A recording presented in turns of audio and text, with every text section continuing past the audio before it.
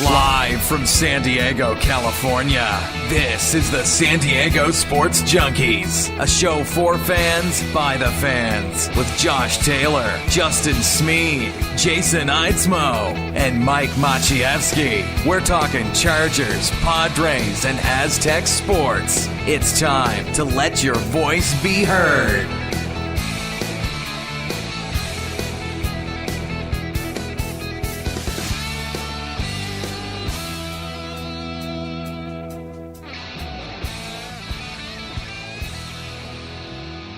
What's going on there, San Diego Sports Nation? This is the San Diego Sports Junkies, a show for fans. By the fans. We got a jam-packed show for you today, as we will be kind of manipulating the schedule through the holidays here.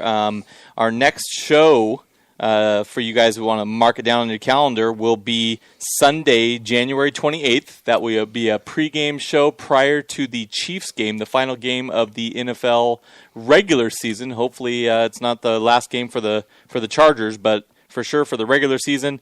As far as our next Wednesday show, being that Christmas and New Year's is on a Wednesday. Right, Christmas Eve and New Year's Eve. We're going to be moving that next Wednesday show, same place, same time, to January 7th. You know, we had talked about at the beginning of this year, it was kind of like one of our New Year's resolutions for the show. First of all, welcome, congratulations to Darren, first guy into the chat room today. Welcome. He's been a bridesmaid quite a bit, never a bride. Now he's a bride. We kind of made a New Year's resolution for all of us is this season we were really going to dedicate ourselves to being consistent. And we have had a lot of consistency this season. We've been doing our Wednesday show regularly, every single week. And unfortunately, during the Christmas time and the New Year's and everything, we all have plans. As you see, only Josh and I are in here today because, it's just that time of the year where it's kind of hard for us to all get our schedules together. And so in order to make sure that we do our best, we decide we're just going to take the next couple Wednesdays off. We're going to do the pregame show before the Chiefs game. We unfortunately couldn't get together before the 49ers game this Saturday. So we'll kind of be covering that a little bit today. And then we're going to be hitting it strong next season. This has been, quite a year for the San Diego Sports Junkies. And we have grown it from from the beginning, of course, it's been huge growth. But just this year, the participation in the chat room, the listeners, the shows that we've been doing on location, it's been just incredibly awesome. And that's because of the people who listen, honestly. Right. It's been a great deal and supercharged. You kind of hit it on the head, man. Pretty damn consistent. Congrats, guys. And we thank you for, being consistently in the chat room as well as all you guys. And that's what it is. We try to be consistent for you guys. It's important to us to be consistent, provide the news each and every week, good, bad, and ugly. And, it's a credit to us to try to stick with it. It is tough. We have normal daily jobs. We have normal lives. We have things that happen in our life. Jason's, traveled a couple times. I got married this year, and now the holidays. So, we're trying to be as consistent as possible. We do have a jam-packed show for you guys today. We'll be talking about the Chargers-Denver loss, unfortunately. Yes. We'll be talking about some of the injuries that took place. We'll actually be breaking down some of this coming matchup against San Francisco, being that we will not be doing this Sunday's show, and the Padres are making splash after splash, so we'll be breaking that down as well. Did the Padres do something this week? Have they been doing something this week? They did a little something, and we'll leave it at that. I'm pretty sure for you diehards in San Diego, you probably already know, but we'll be breaking down some of the moves that the Padres made a little after Jake's take in our second segment. So yeah. Let's dive right into it, guys. Chargers, and Jason will never agree with me, and I understand that, but in my opinion, it was a must-win game against the Denver Broncos. So that means the season's over because they didn't win, right? The Chargers controlled their own destiny, and by losing that game, they've put themselves in a particular situation, just like last year, that now we need help. The Chargers have to win both games, mm-hmm. and they need help. They need either Baltimore to lose a game, they need Pittsburgh to lose both games, or Cincinnati to lose both games. One of those scenarios, if we win both games, will play out, and we'll get into the playoffs. So there's still a window of hope there, but it's very, very eerie of 2013. Or 2013. I've been spending this whole season talking about whether it's a must win or not, and I keep saying it's not a must win. Yet, they're all important. All 16 games, you can call every game in the season must win, but when I think of the word must win, I mean win or you're out. It is a must win this week. I'm finally on board with the must win, and I do believe that if we win our last 2 games, everything else will take care of itself, and we will get in. Before Sunday's game, I did say the Chargers are going to have to win 2 out of 3. Unfortunately, they lost, so now they only have 2 games left. They got to win both of them. Yeah, the Chargers. And they're both winnable games. The Chargers were in the driver's seat. Let's be honest. They were in the driver's seat. They controlled their own destiny. Everything was going right. And you know what's funny about this, guys? We're 8-6. It's not like we're a sub 500 team. It's not like this whole season's been a complete disaster. We're actually ahead of where we were last year. We win these 2 games. We improve our record over last year. We finished 9-7 last year. We can be 10-6. But it's also crazy because the rest of the AFC, at least a lot of the upper echelon teams have improved as well. And so 10-6 might not even get you into the playoffs in our particular situation. Yeah, you're right about that. Boltcore for Life in the chat room, always a huge participant. He believes that Frank Reich has actually taken us back a step offensively. I personally don't agree with that. I think that there's been a lot more factors this season that have caused our offense to stall that aren't Frank Reich's fault. I like Ken Wisenhunt. I think he was good for the team, but I also think that he got a little bit more credit than he deserved. I think McCoy is a big part of what happened with our offense last season, even though McCoy is not calling the plays. I don't think Frank Reich really is the problem. I just don't. I don't agree with that. I tend to agree with you, Jason.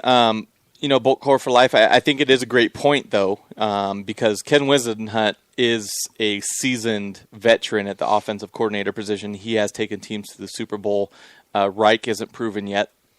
He was handed the keys to a pretty successful offensive group, and we've struggled. But we've struggled because we have lost Nick Hardwick for 15 games. Jeremy Clary didn't even Nick Hardwick play. really for 16 games. I mean, we just had him for a little bit of that first game. You're right. Danny Woodhead for 13 games. Ryan Matthews for 8 games. Keenan Allen now looks like he's going to be done for the rest of at least the regular season.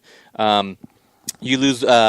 I'm trying to look at my list here. I apologize. Donald Brown. You lose him. Ladarius Green. I mean, we've lost a lot of pieces of that offensive side of the spectrum, and when you lose that many pieces, and guys, we've had 17 starters that we've lost on both offensive and defensive sides, and 10 of those from more than 4 games. I don't care who you are to lose that many starters. We're not talking just. I didn't even look at the overall injuries that we had. I'm just looking at the starters. From opening day, the guys that would be out on that field in your starting roster, we have lost 17 starters, 10 for more than 4 games, and we're still 8-6. So I think there's a lot that this coaching staff and this team has done well to still put us in a position to be a playoff team, even though we lost this many pieces to our puzzle, and some of them for a quarter of a season or longer. Yeah, and I see in the chat room one of the things people are talking about is everybody else has injuries as well, and that's true. Everybody does have injuries. Unfortunately, for us, we weren't able to overcome those injuries because one of the weakest part of our offense right now, and that's where most of the problems have been offensively. We've had injuries on the defensive side as well, but offensively, most of the problems are because of the offensive line, the lack of, I don't want to know if we want to say talent, but I guess that's what we're going to say right now. The lack of talent, or the lack of, the offensive line has been lacking this season, and that has been exposed. And I think that's the main reason, really, and we have not been able to overcome that. Maybe you can put a little bit of that on Frank Reich. Maybe he hasn't been able to adjust our offense well enough to compensate for a weak offensive line. Now, adjustments would be a fair argument, in my opinion. You Right. do lose players. I agree with his statement. Every team loses players. We've been hit extremely hard. We've lost some really, really talented players, some really key players. And you do need to make adjustments, and people need to step up. And that's been their motto all year long, next man up, next man up. But it wears on you. It wears on you extremely hard over the long haul. Now Keenan Allen lost with a broken collarbone and ankle injury. It's shocking to me that they haven't ruled him out already for the rest of the season, at least for the regular season. How are you supposed to come back as a wide receiver, take any sort of hit whatsoever with a broken collarbone?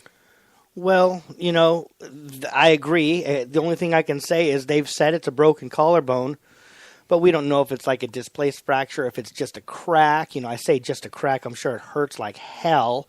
But there are, break is actually it's a term that can mean a whole lot of different things.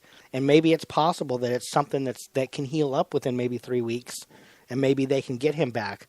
The thing is, maybe they decided the roster spot is worth holding him onto it and seeing if he can come back, and maybe in a week, if it looks like he's not progressing, they always throw him on IR. And they have Inman on the roster who's been just taking up basically a roster spot. He's been inactive almost every week. Him and Keenan Allen can flip. They just put Keenan Allen in that spot as an inactive. It's not really going to cost them anything. Inman hasn't contributed game day at all this season, so it's not like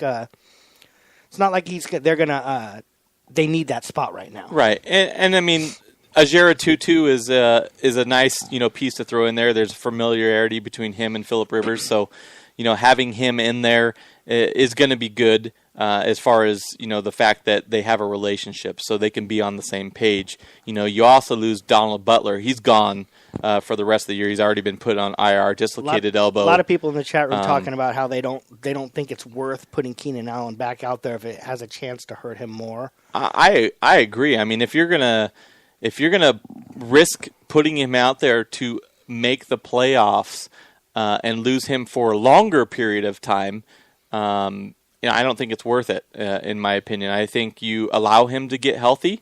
For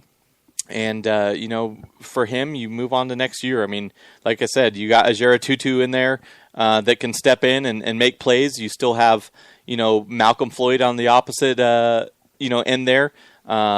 Eddie Royal is out there to make plays. So those three guys can get it done. And bottom line is they have an elite quarterback in Phillip Rivers that can get them the ball. He has struggled. I kind of want to talk about this because, we always bag on the offensive line. We always bag on everybody but Phillip Rivers. We give him every pass possible. But at some point, Phillip Rivers does have to take some of this responsibility in the performance of the offense. Do you agree? Well, I have a real a theory on that. We only have a couple minutes before we're coming up on a break. Why don't we maybe talk about that when we get Jake on and see what he thinks, and maybe we can all kind of throw in our 2 cents on whether or not Phillip Rivers needs to be shouldering some of this blame, or maybe if it's somebody else's fault. Really quick, before we go to break, I do want to point out the fact that the Chargers did opt to waive their buyout clause, so they will be still here in San Diego for the 2015-2016 season. I really hope they can get a deal done. They've been trying for 14 years now, Jason, to get a deal done in San Diego. I think this is their last-ditch effort. I believe the ballot is open in 2016, so realistically, we have to hope that they waive next year into the 2016-2017 to have a legitimate chance to maintain the Chargers long-term, in my opinion. Everybody has a different opinion on this. I think that this is the Chargers giving the city of San Diego one last chance to work with them to build a stadium, and I hope the city of San Diego wakes up and realizes that whether you like football or not, whether you're a Charger fan or not, this city is in bad shape if we do not have the San Diego Chargers here. And so there's been a lot of good points made on local radio too. What sports town that has a baseball team doesn't already have a football team in that same location? We would be the only team or the only city with only a baseball team if the Chargers end up Right, walking. kind of like LA is right now. True. I guess you could see that. I can see that point, but Right. pretty much every other city in the United States, if they have a baseball team, they also have a football Yeah. team in that same city. Me and a buddy at work, actually, we Wikipedia MLB, looked up every single team just to check that theory out, and it is true except for LA. LA has 2 baseball teams and no football team. Right. So the other thing to look at is that, I believe, and I totally agree with a lot of what's been saying on the radio, they need to sell what else it's going to bring to the city. They keep trying to sell the big, jewel of a stadium, but they need to sell all the other stuff that's going to come. Stop selling the NFL and start selling the community on everything. Right. New stadium. I agree with you. All the income and all the other events that will come to San Diego because of getting a new stadium. Absolutely. So we're going to take a break, guys. When we come back, we're going to have Jake Hefner from BoltBeat.com to break down some of this Chargers-Broncos matchup and get his take on Phillip Rivers and the offense. I could show you incredible things, magic, madness, heaven, sin. Saw you there and I thought, oh my God, look at that face. You look like my next mistake. Love's a game, wanna play.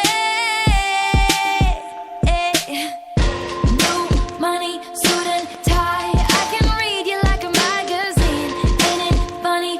Rumors fly, and I know you heard about me. So hey, let's be friends. I'm dying to see how this one ends. Grab your passport and my hand. I can make the bad guys good for a weekend. So it's gonna be Millionaires are being made all season long at DraftKings.com, America's favorite one-week fantasy football site. 1 week fantasy means no season-long commitments. Play whenever you want. Got a player who's hurt? No problem. Injuries won't derail your shot at victory because it's like a new season every week, so you're never stuck with the same players. Pick your team in minutes, and you could be on your way to winning huge cash. This season, one listener turned $10 into $5,000. Another turned $2 into $10,000. And a new millionaire has been crowned nearly every week this season at DraftKings.com. You could be next. Imagine winning $1 million in one day just playing fantasy football at DraftKings. Head to DraftKings.com now and use promo code Spreaker to play free in the $10 million Fantasy Football World Championships. DraftKings.com. Bigger events, bigger winnings, bigger millionaires. Enter Spreaker now at Cali Comfort Barbecue in Spring Valley was built for West Coast Sunday morning football and fight night. Cali Comfort Barbecue has quickly become San Diego's slow smoke barbecue sports entertainment destination. Full service catering available for all your tailgating needs. CaliComfortSD.com. Need help with your business project that is due? Maybe you need business cards to help your business stand out. We at San Diego Sports Junkies got you covered. SK Digital Imaging can do it all. Give our buddy Sean K a call, 858-408-0732. SK Digital Imaging, from business cards to the bigger projects, SK Digital Imaging and our buddy Sean K will get your printing done right.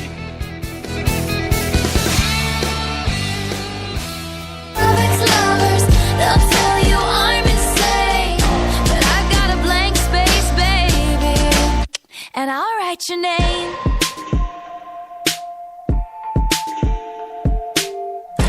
Cherry lips, crystal skies, I could show you incredible things. All right, guys, we are back, and Trav, you nailed it, man. He is twerking it. DJ Jazzy Jason with the beats. Come on, guys, how can you really, truly not like Taylor Swift? I hate Taylor Swift. I'm able to admit I like Taylor Swift. I think she's fantastically talented. She's garbage and a whore. She's got lots of talent, good music, easy to listen to, and you don't have to be a 14-year-old girl to appreciate Taylor Swift. That's all I'm saying. I like Taylor Swift as much as I like the Oakland Raiders. Oh, well. Sorry to hear that. Bar none. So we want to welcome on Jake Hefner from BoltBeat.com. He's going to break down the Chargers' demise against the Broncos and more. Jake, welcome to the show, buddy. Gentlemen, this feels like it's been forever. First off, the Taylor Swift comments just need to go out the window right now. Let's just end that talk as we speak. I totally agree.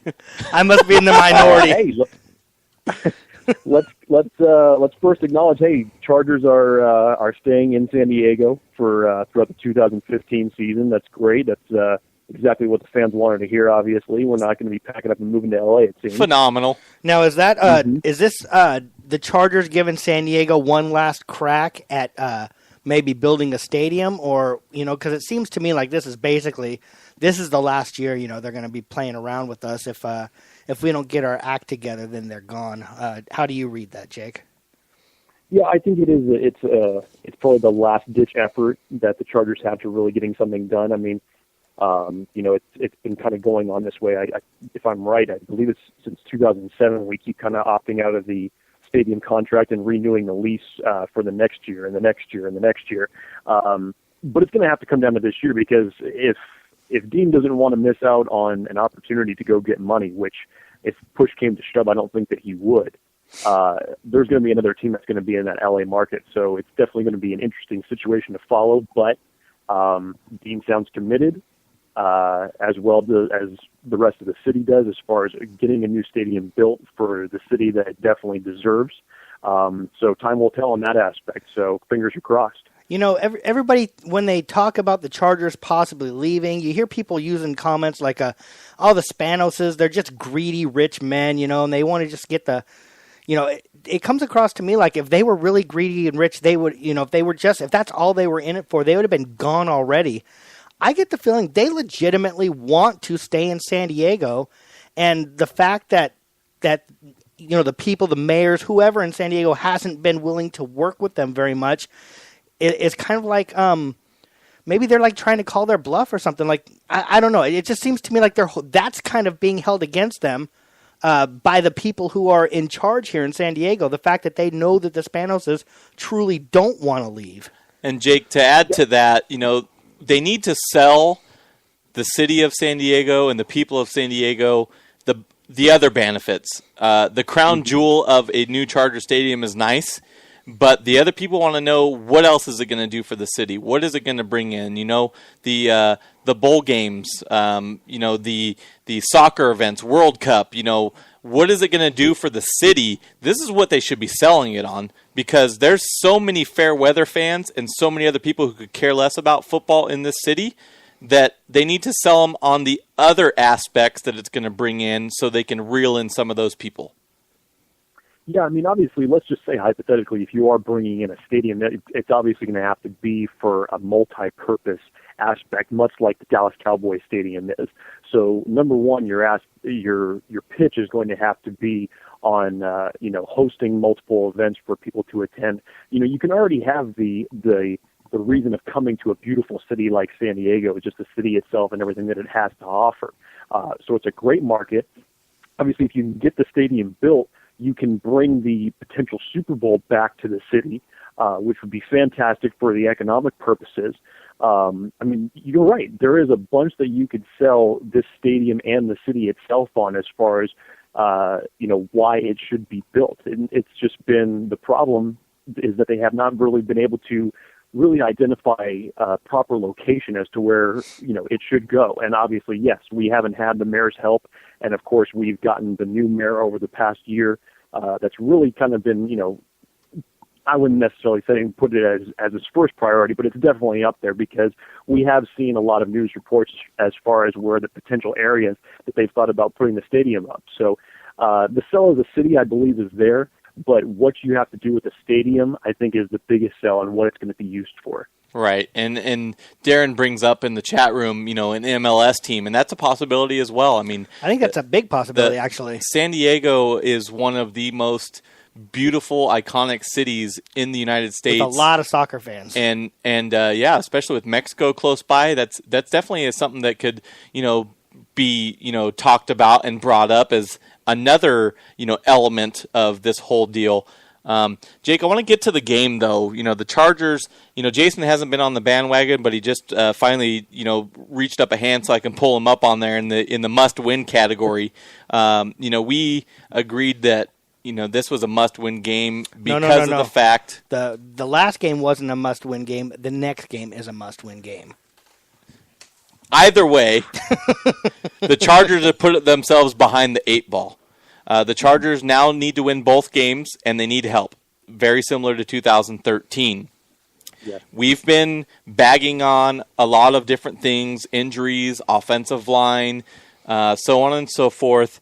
How much of what is going on these last couple weeks has to be shouldered on Phillip Rivers and his performance? A good portion of it, definitely. Your defense goes out and performs, in my opinion, what were two must-win games at that point. I mean, really, for the AFC Conference, you had to stay pace. But, you put New England, and you only keep them at 23 points. I believe you kept Denver, what was it, to 22? And, your defense just does a phenomenal job. And normally you'd be expecting the offense, which has been this powerhouse that has been built up over these past 2 years, to go out there and score points. I mean, that's what Phillip Rivers does. It's kind of what the offense has been known for these last couple of years, has been high scoring. And to come out the way that the Chargers have these past 2 weeks and have so little red zone trips. I mean, in the New England game, you were in the red zone only once. And, field position was horrible because of what happened with Mike Cypress, and you could never really move the ball down the field. You're just going to get in a rhythm. And it seemed the exact same type of thing against the Denver Broncos. It just wasn't working. And then, of course, the 2 missed field goals are not going to help matters either. So the offense is definitely struggling. And taking Ryan Matthews out and now Keenan Allen out, which he will probably be out for the rest of the season, it looks like, is not going to help matters whatsoever. So the shoulder of the blame is definitely on Phillip Rivers, as well as his protection in the offensive line in front of him. I have a little bit. I'm not saying that Phillip Rivers doesn't deserve any blame, but one of the things that I noticed, I kind of watched a little bit because one thing we noticed is last game there was a few times that he actually had a little bit of time to throw, and it seemed like nobody was open. The reason to me it seemed like the only time he has any time at all to throw is when they keep a tight end and a running back into block. So when the defense is rushing 5 guys and we only send 3 guys out into the pattern, that leaves them 6 guys to guard 3. Basically, every man is double covered. Very, very difficult to squeeze balls in there. Very, very difficult to get open when every single guy is double covered. And on the rare occasion that everybody was able to man up and actually hold on to their blocks, our back was able to leak out, and we actually made some plays there. Brandon Oliver got some yards. Even Donald Brown caught a ball and made a big play because he actually didn't have to stand in and block somebody. I'm not saying Rivers has played fantastic, but what he's been asked to do recently is damn near impossible. Yeah, it was similar to the Baltimore game. You were talking about the scheme where it had to be, a running back hanging in the backfield or an extra tight end on the other side in order to give him protection. Let's not forget, in that Baltimore game, for the first couple of series, Elvis Dumervil was owning DJ Fluker on the right side. And then the Chargers offense made some adjustments. They put an extra tight end over on that side, and they stopped the rush from the right, which gave Rivers a little bit more time in that respect. And then he was able to move the ball down the field. So, yes, you're right. They did kind of take that similar approach here. But you're sacrificing 2 other players on the offense that ill affords you to lose your wide receivers on the outside, which gives Rivers less weapons to throw to. So one thing is going to affect the other. We've said it all year long. It all starts in the trenches. And I don't think that you look at it on retrospect, and not a lot of people think about it now just because it happened so long ago. But the loss of Nick Hardwick has just been monumental. And it doesn't seem like much because we knew we had Rich Ornberger waiting in the wings, and he played good in spot duty last year.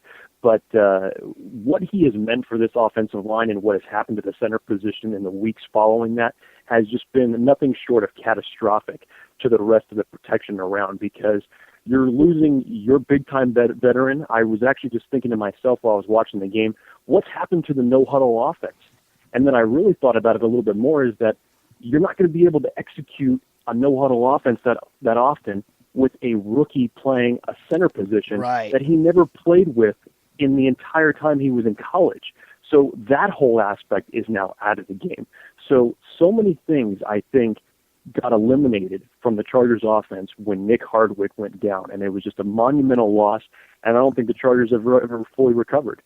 You know, it's not only Nick Hardwick going down was huge.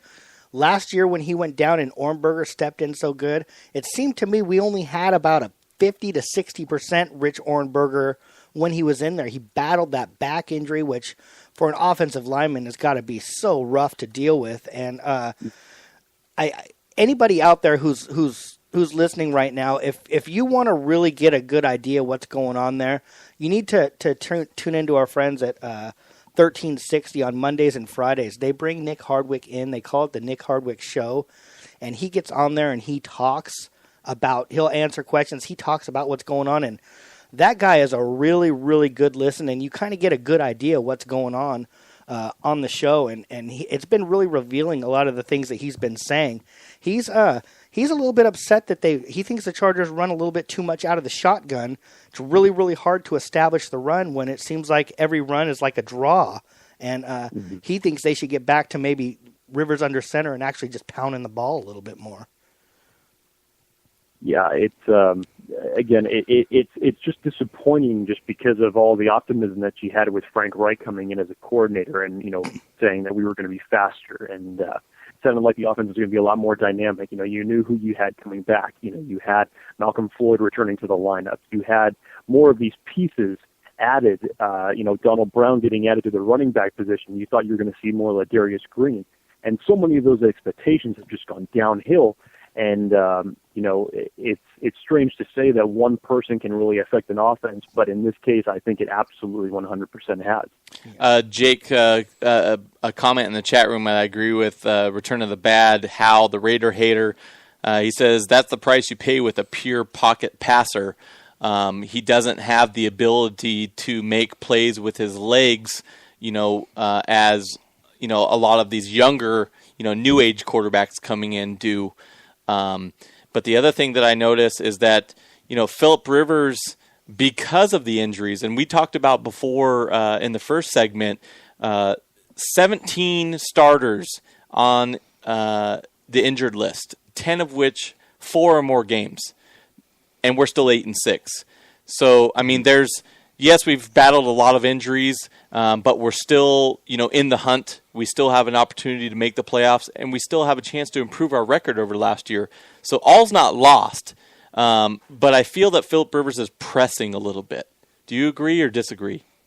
Yeah, you're in a position now, especially when you don't feel like you have the protection. You kind of have the giddy feet. It's reminiscent of the 2012 season where he was pressing. He feels like he needs to get rid of the ball a little bit earlier than he should, not going through his progressions properly because he doesn't feel like he has time. And I have to 50% agree with Return of the Bat on that comment because, you look at quarterbacks like Peyton Manning and Tom Brady, other pure pocket passers. If you put those two behind our offensive line, I guarantee you right now you'd probably be seeing the exact same production. The only quarterback, in my opinion, in the entire league that is the perfect mixture of both a pocket passer and a mobile quarterback is Aaron Rodgers. Aaron Rodgers. He does it absolutely flawlessly. But you look at other guys like Russell Wilson and Colin Kaepernick that are the more mobile-style quarterbacks. Russell Wilson is accurate, and he can make plays with his legs, but I don't think that he's everything that a pocket passer is. I don't think he's a complete quarterback, and we're seeing exactly the fall down that's happening with Colin Kaepernick. Even look at RG3 in Washington, what they try to do when they change him. So, in my opinion, the pocket quarterback is still the dominant style that teams want. And everything starts up front. Like the Dallas Cowboys did in the offseason, you have to rebuild your offensive line in order to get your running game going and your pass protection. So, I just think the biggest priority for the Chargers, especially in this offseason, is to look to revamp that and replace personnel. Yeah, I think offensive line and defensive line both need to be a focal point in the offseason. I think we have the weapons both on the offensive and defensive side. If you're talking our linebackers, our cornerbacks, our wide receivers, and our running backs. But I pose this to you. There's been a lot of chatter over the last couple shows about, Ryan Matthews. And is it time to look for his replacement? It is. Unfortunately, it is, and it's a heavy heart because like everybody says, when he's healthy, he runs the ball very aggressively. He has good vision, and he doesn't normally go down on the first hit. So he's a very, very powerful running back, and he has the skills to make it in this league. Unfortunately, his body has just taken a toll over the 5 years that he has been here. And it's nothing that can be trusted into an investment from the Chargers to put into long term. Now, sure, you look at the free agency market for the running back class next year, and it is nothing that's impressive whatsoever. Right. There's nothing that the Chargers would throw big money at, and you really don't want to tie up a lot of money in the running back position in general, considering that you gave Donald Brown the big deal in the offseason. You re-signed Danny Woodhead to a 2-year extension. So I don't think you're going to be looking for a free agency running back to come in and bring in on either the equal contract that Ryan Matthews might have or even a bigger one. So in my opinion, the only route to go is the draft. Now, you don't think that they would be using a super high draft choice on a running back, though, do you? I understand. No. Yeah, I mean, you can find, for what running backs are asked to do, especially in the San Diego Chargers system, you can find a running back, maybe 4th, 5th round, right? Absolutely. Well, Absolutely. especially I if mean, you use those first couple drafts to, shore up your offensive line that can, make holes for whatever running back is back there next year. Yeah, I mean, look what Denver has done this past year. They revamped their offensive line first, but I mean, Monty Ball's out. Ronnie Hillman hasn't played in a long time, so you go to your 3rd and your 4th string running backs and C.J. Anderson and Juwan Thompson. Again, it's reminiscent of the old Denver running game where you could put anybody in the backfield as long as the scheme was right and as long as your offensive line was healthy, they could create holes. So, in my opinion, if the Chargers are going to be looking for a running back at any point in the draft, it would have to be in the mid-rounds from at least 3 to 5. First 2 draft picks have to be spent on both the offense and defensive line. You have to add beef and power to both sides of the ball in that aspect. Now, everything being said here, we're not going to be doing a pregame show this week, so we're going to try and get a little bit more in-depth into the next game. The Chargers, going up to San Francisco, playing against the 49ers. If I heard correctly, are the 49ers eliminated from the playoffs mathematically now? I believe they are. So with all that being said, they're just playing for pride. Last week they were playing for something and they kind of laid an egg. When their coach is halfway out the door. Yeah. What do you think this is the perfect time for the Chargers to be playing the 49ers, or do you think the 49ers are going to come out with something to prove? I mean, I think it's a little bit of both. It doesn't sound like you're going to have Frank Gore or Carlos Hyde playing for the 49ers, so their running game is going to be a little bit shoddy. I believe it's Anthony I can't remember.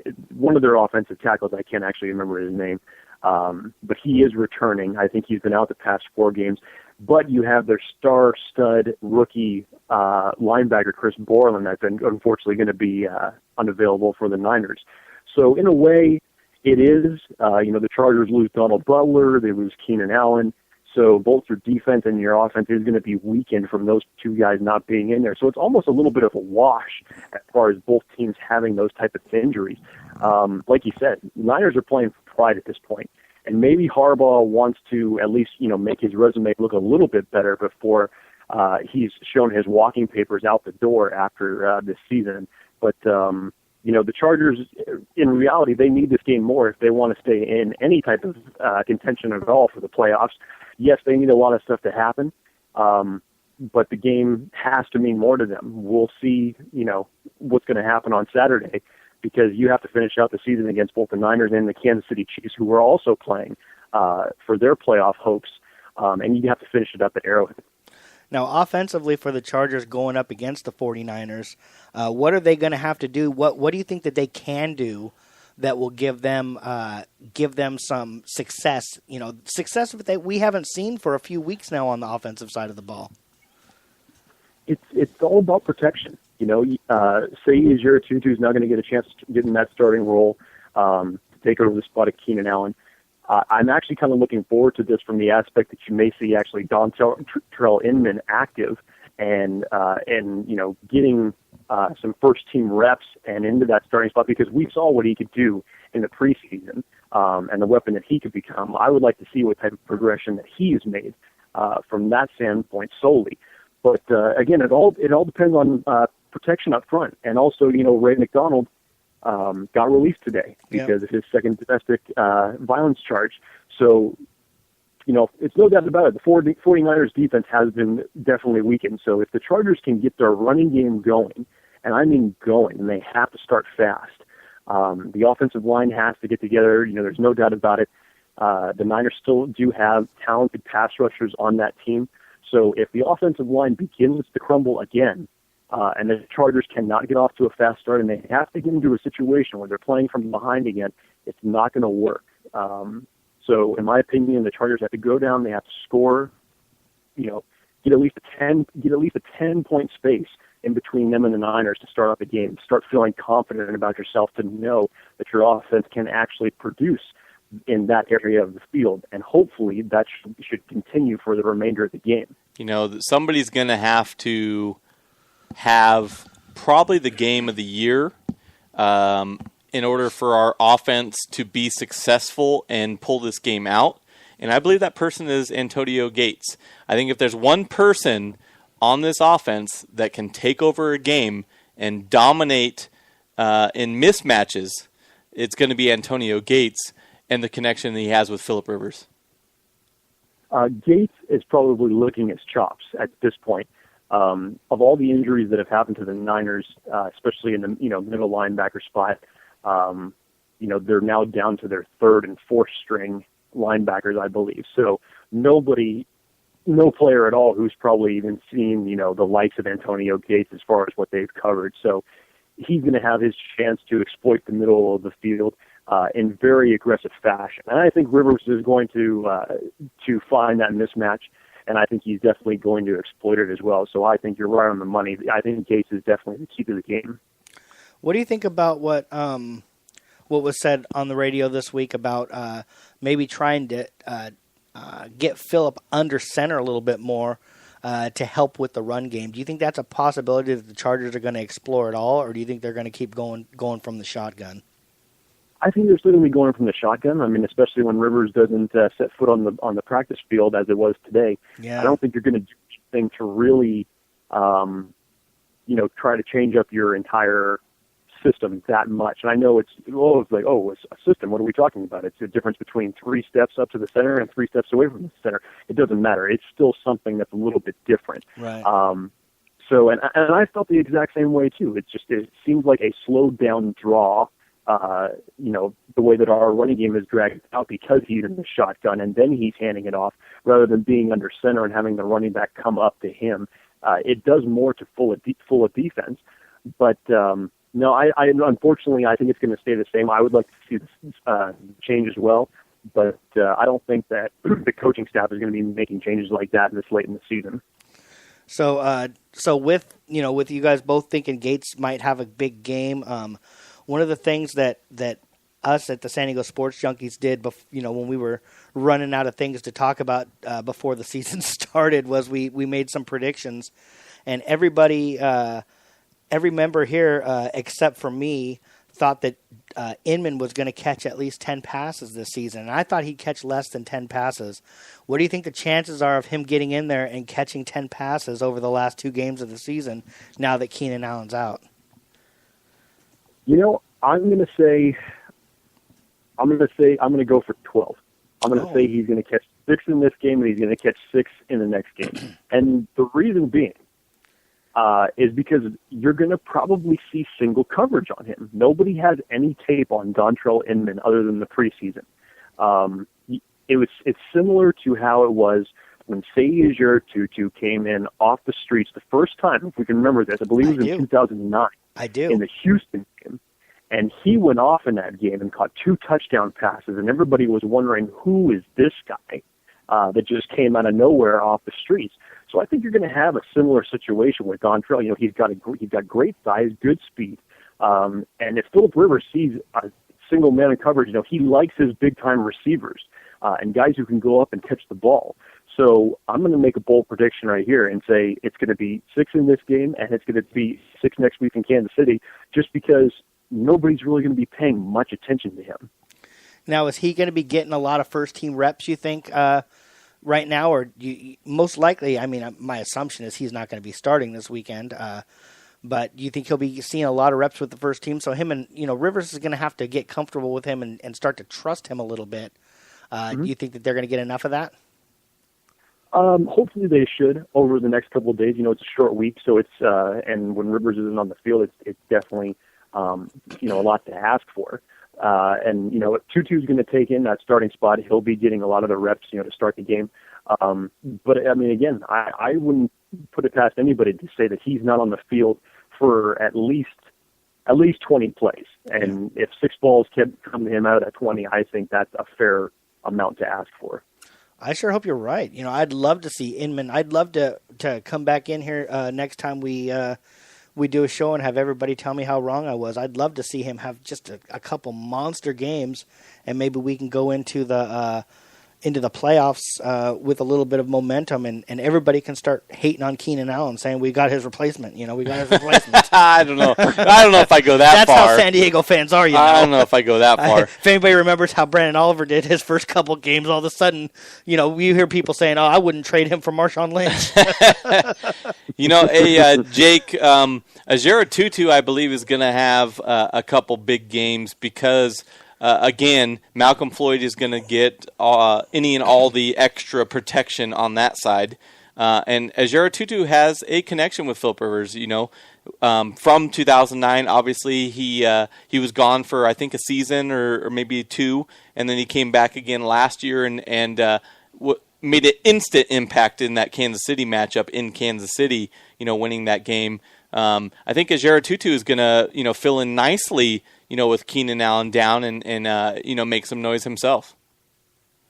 Yeah, I mean, it'll be interesting to see, again, how they use Tutu, because let's not forget, he plays a big role on special teams as well. So, he's going to be getting a lot of playing time. He's going to be running around the field a lot. So I definitely agree 100% that him and Rivers do have a trust at this point. Again, it was unbelievable to see how that connection worked when he stepped into the field his first week with the Chargers and made that type of an impact in that Houston game. Mm-hmm. So just off the bat right there, that there is a connection between him and the quarterback. He's a big wide receiver. He can create those type of height mismatches. And Philip Rivers likes to exploit that. I don't think that he's ever really lost that feeling of when he had Malcolm Floyd and Vincent Jackson on the outside and just being able to throw the ball up and saying, go get it. I think he still kind of likes that aspect a little bit. And, Ajera Tutu is a good possession receiver over the middle, so he can run a lot of different things. So he's multi-talented. Is it an upgrade over Keenan Allen? No, I can't say that I'd agree with that. But it's definitely at least a viable replacement for the Chargers offense. So it'll just be interesting to see what happens when he gets more reps. Ajera Tutu looks like he's a pretty physical guy. You see him out there on special teams and stuff. He looks pretty fearless. So that's the type of guy that can go over the middle. He's going to make some big catches and stuff. In the chat room, Return of Bad asked a question: Why did the Chargers bring back Sorensen? I'm gonna go ahead and answer it, and you tell me if I'm right, Jake. Basically, to bring another arm, I think, onto the practice field, especially with Rivers hurt. You can't have Clemens out there making all the throws. You need another arm, and he's somebody who at least knows the system. So I think that's kind of why they brought back Sorensen, not because there's any real future with him on the team. What do you think, Jake? I think that's absolutely right. I mean, let's not forget the Chargers wanted to keep Brad Sorensen. Throughout preseason, and it got to a point where you had too many role players to where Sorensen. Now you've suffered a lot more injuries that have all opened up a few roster spots. So, yes, I think that's right on the money as far as, get another body in there. You need to get these wide receivers, some reps, the ones that aren't in the starting lineup, and especially a situation like today. You're not going to have Kellen Clemens out there the whole time with, 8 different receivers that he's going to have to be throwing to and getting some type of reps out there. And you're not going to have these wide receivers just getting wind sprints, going back and forth and not catching any balls. So you need somebody in that type of rotation to pick up the slack a little bit. So yes, I don't think it's in any way, shape, or form showing any indication that anything is keeping Rivers out of the game. It's merely just another body at this point. And, who knows what's going to happen with Sorensen, coming into next year. And as far as whether the Chargers are going to bring him in or not, maybe they would like to see what they have from a future aspect. Right. He definitely, he knows the system. He's been with us a few years, and maybe, he just looks so god-awful in preseason, to me anyways, although I've never really been impressed with him anyways, but maybe this will be his last opportunity to come into preseason next year, and maybe show him that he's figured things out a little bit more. Hey, Jake, quick question. Darren in the chat room, as far as Eddie Royal, he'd love to see him, break a big play. He's kind of been the go-to guy all year. It seems like when we need a big play in the red zone, Royal has been stepping up in a big way. Can he be that guy that we can lean on in the next 2 games, to be that, go-to big play type receiver and give us a slight edge? He can. Obviously we saw the impact that he can make. He was almost able to return one last week. So we know the type of skills that Royal has. He's definitely having his best season as a Charger. And he's healthy. Injuries really haven't caught up to him too much. But especially on 3rd and short, when everybody kind of assumes like, okay, this pass is going to be going to Gates, and you put Royal in one-on-one coverage in the slot, he can command the middle very, very well, and he can move the chains progressively on short yardage situations. So I think Eddie Royal can have a big game in a very small way, if I could say it in that respect. Yeah, one of the things that the Chargers have really, really lacked this year is offensively is big plays. We don't have that. We don't. You see, every single team has that play where they throw that 8-10 yard slant that gets taken for 60, 70 yards down the field, or that screen pass that goes, or that swing pass that goes. That's one of the things that we've really, really lacked this season, and I don't know if it's a play design thing. I don't know if we beat the hell out of the offensive line this season. I can't keep dumping every single thing on the offensive line why things aren't happening. But do you think there's a reason for that, or do you think that stuff just ebbs and flows and we just haven't had one for a while? Yeah, I always call those the Peyton Manning type plays, because he's been running those type of passes ever since his time in Indianapolis, and I've always clamored for more plays like that. It just seems like it's good for short yardage situation, keeping the chains moving, keeping the drive alive.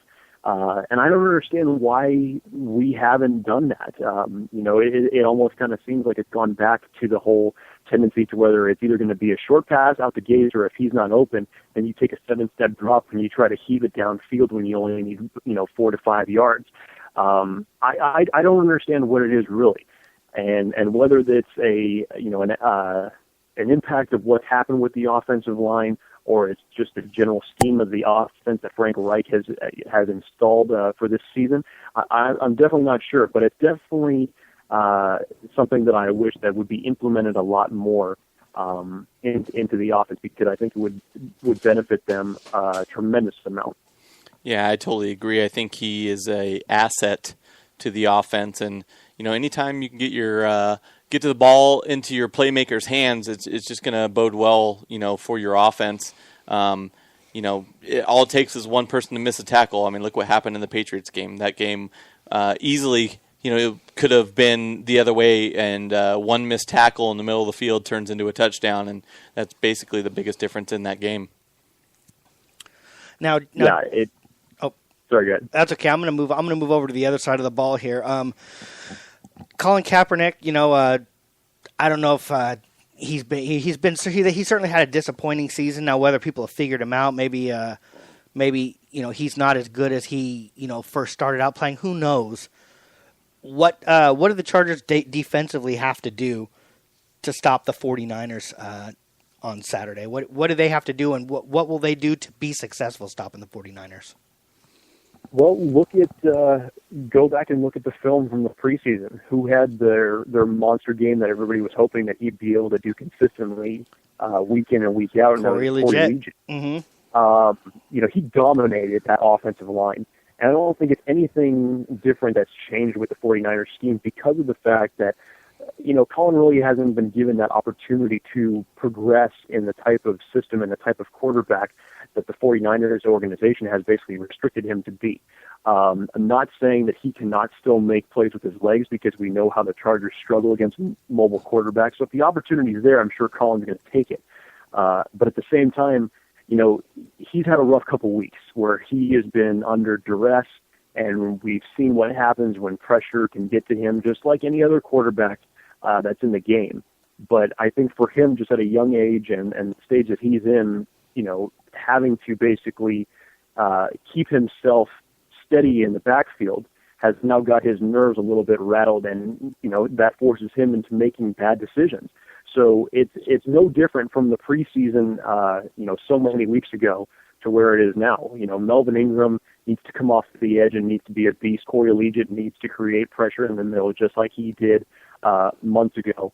And it's not a different formula than before, and it's not a difficult puzzle to figure out as it is with any quarterback. So you just have to put bodies in his face and force him into bad decisions. People have been banging a little bit on Sharice Wright this season. I'm not one of those guys. I think he's had a really good season. I think he's probably one of the best tacklers in our secondary. Do you think that our secondary is going to have any trouble facing Crabtree and the rest of the guys there? Well, we don't know. I mean, you look at it on paper, and the 49ers have a pretty impressive receiving core, as well as their tight end, who just unfortunately gets very underutilized in their offense. I actually think that because of the fact that Frank Gore and Carlos Hyde are not going to be playing on Saturday, that this is going to force Vernon Davis to implement himself more into the offense. I think they're actually going to need to lean on him a lot more in order to get those chains moved. I don't put anything past the Chargers secondary. I mean, we've played against worse receiving corps before, and sure enough, sometimes we've gotten burned, unfortunately. I mean, we saw what happened in the Jacksonville game, of all games. And the first Raider game, too. About that in the first half. Yes, exactly. These are definitely better receiving corps and definitely better quarterbacks on this team than both of those teams had. So it's definitely nothing to underestimate in the least. But I think that those are the players, especially Vernon Davis, is who the Chargers defense is going to have to key in on Saturday. Now, are they going to? One thing I've noticed is when they put Weddle on the tight end of the other team, he actually, does a relatively good job of shutting them down. Gilchrist, I like Gilchrist. I know Josh and Justin can't stand him for some reason. Gilchrist seems to struggle a little bit with big tight ends. Do you have any inside information or any idea who the Chargers are going to maybe line up on Davis? If it were me, I'd put Gilchrist on an offensive line, and at least he knows where he's going to be. So you're on you're on board with them then. Exactly. Gilchrist kind of picked up his banner when he got the interception in the end zone. But I mean, by now, as long as he's been with the team, you would think that he would be able to show some type of progression, and it's just not there. And when you see quarterbacks every single week picking on him, they're all recognizing the flaws that he has and the mismatches that they can take advantage of. So I don't think it matters whether you're putting Gilchrist on a tight end or a slot receiver, or whether it's deep coverage or safety help over the top. It's something that the quarterbacks are noticing that he has a weakness with, and to exploit that. And as much as we've seen that happen over the past 3 to 4 weeks, it's definitely a concern, and it's something that you have to change your entire secondary around if he's going to be getting those type of reps. So the fact that you have Brandon Flowers, Sharice Wright, Jaleel Aday, and of course Eric Weddle out there, if it were me, I'd like to see those starting four out there for the entire game, but of course we know that that's not possible. So Gilchrist is going to get his reps. But if it were me, you can't put him on a big body tight end. It's just even more of a mismatch. So you have to put him more on the likes of, a shorter type of receiver or anybody that they might have in the slot. It's virtually the only thing that he has a chance at, making a defensive pass on. Now you bring up Jaleel Adai, and his strong point isn't coverage. That's a guy that's out there laying the wood down. Is this somebody that maybe we're only going to see in the league for a year or two more because he kills himself out there? I mean, the guy, talk about reckless. He makes some really big hits, but seems to me like that guy has no fear. We know he knocked himself silly a few games ago. What are the chances that he kills himself or he knocks himself out of a game with the way he plays? Look, I mean, even Troy Polamalu has knocked himself unconscious. And you talk about one of the most physical safeties to ever play the game, but let's not forget, in all these years, the Charger fans have been clamoring for a safety to pair with the ball hawk that Eric Weddle is. We've always talked about we need someone more physical. We need just a thumper back there. We need someone, to come back and bring that physical presence that Rodney Harrison had. Here's your guy. Yeah. He doesn't have to be spectacular in coverage. He just has to be that physical force that are going to make wide receivers think twice when they go over the middle. So I love the way Jaleel plays. Is it a dangerous game? Absolutely. The way that he plays it, it's 100% dangerous for him, but I think he already knows that. And he's throwing caution to the wind, and he's putting his body at risk, no different in a way than anybody else does out there on the football field every day. But, that's the way that you have to have a safety play. You can't have really two safeties that are the exact same. It's one needs to complement the other. In this case, Jaleel and Eric complement themselves for both their coverage and their strength and their power. Yeah, I love him. I really like the way he plays, and I agree with you. That is the type of safety that we've been looking for. I just worry that he might not be in this league very long if he doesn't, maybe just be a touch more careful with the way he's throwing himself around. I just, I don't want to see him carted off, and because I actually think the future is him starting. I think he's played very well this year, and I think the future is him starting next to Eric Weddle. Yeah, I feel the exact same way, no doubt about it. All right, Jake, so I have to know, this is crunch time, man, and it is must-win time, Jason. Yeah, I agree. By the way, real quickly, Jake, if the Chargers win their last two games, they're in the playoffs, right? I know mathematically there's a way it doesn't happen, but is it pretty safe to assume that the Chargers are in if they win their last two games, or do you think a lot of weird stuff has to happen? No, you still have to have a lot of weird stuff happen. And obviously, if it comes down to it where the Chargers win this week, then you're getting into a position where it's down to Kansas City yet again for the second consecutive year. And at this point, the Chiefs are going to be playing definitely with a lot more urgency than they did last year. So there's still a lot more mountains to climb. And then, of course, you have to have Baltimore and Pittsburgh get knocked off for a few so you can at least make that sixth wild card spot. So there are still a lot of things that have to happen for the Chargers to get into the playoffs this year. So then I guess we can all agree, it can be unanimous, this week for sure is a must-win game. Yes. So then it is prediction. I know I did cut you off there. We'd love to hear what you think is going to happen, what you think the score is going to be, and who you think the player of the game is going to be. I think it's going to be a lot closer of a game than what people actually think.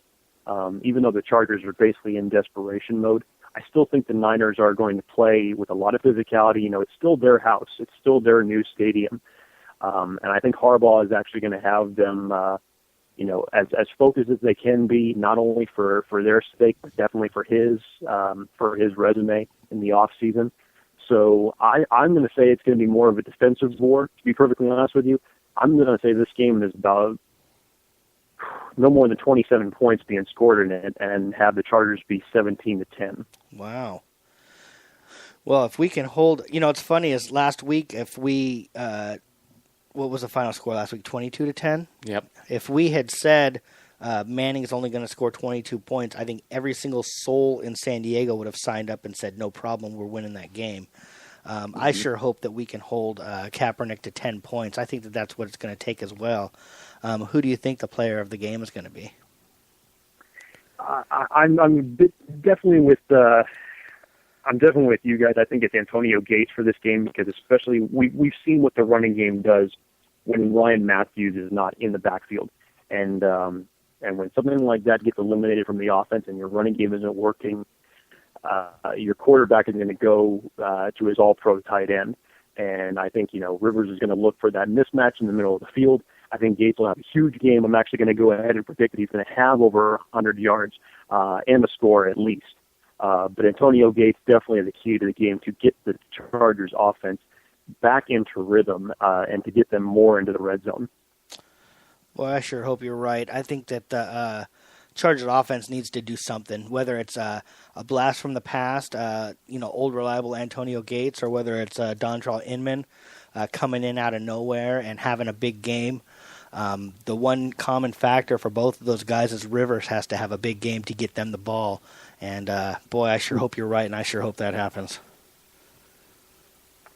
Yeah, it's definitely going to be an interesting matchup to see. I'm more interested to see how the defense is going to, battle those type of wide receivers off the line. Are they going to be aggressive? And what's the scheme that you're going to take to get after Colin Kaepernick and put pressure on him? Or is he going to be able to exploit you with his legs when he sees the opportunity to do so? So both sides of the ball, opportunities everywhere for both teams to make a lot of different plays. And again, playoffs are on the line for the Chargers this Saturday. Yep. It's a must-win situation, and I'm so glad, Jake, that you were able to take time, as always, to give us your insight, man. The fans in the chat room and those listening each and every week, they love your insight, and we're grateful to have you as part of our team. And we wish you a very happy holidays, a Merry Christmas. If you didn't catch it earlier, our next show won't be until Sunday the 28th after Christmas, which is our pregame show from 9 to 10 a.m. Before the Chiefs game. And then our next Wednesday show, where we can get you back on the air, will be January 7th. So a Merry Christmas, a Happy New Year, my friend, and we wish you all the best. Thanks for everything you've done this season for us, Jake.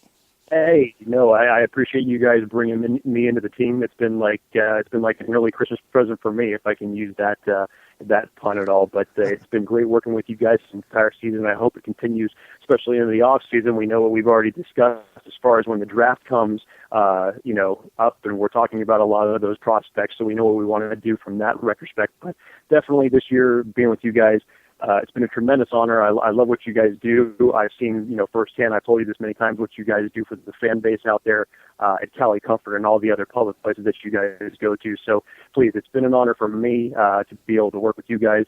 And I'm happy to be here each and every week, and I'm happy to join you on the last two shows of the season. Yeah, lots of love in the chat room for you, Jake, as well. A lot of Merry Christmases and a lot of thanks, and you're a big part of this team, and we look forward to our relationship moving forward. So, again, from the San Diego Sports Junkies and our fans, we thank you. We wish you a Merry Christmas and a Happy New Year. And go Bolts. And to you guys. Have a good one. All right. Thanks, Jake. Guys, we're going to take a quick break. When we come back, we're going to open up those phone lines, 619-866-4567. It's time to let your voice be heard. As well, we're going to, talk a little Padres. It might not be the most popular thing for the chat room, but the Padres are making some serious moves, and we'll break those down just after the break.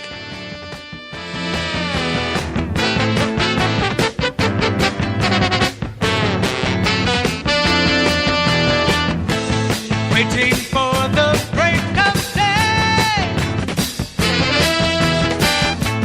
searching for something to say, flashing lights against the sky.